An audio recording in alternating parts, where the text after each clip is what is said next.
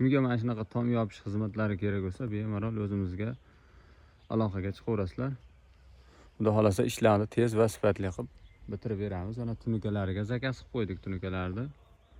Erta indindan tunukalarni xudo xolasa boshlaymiz.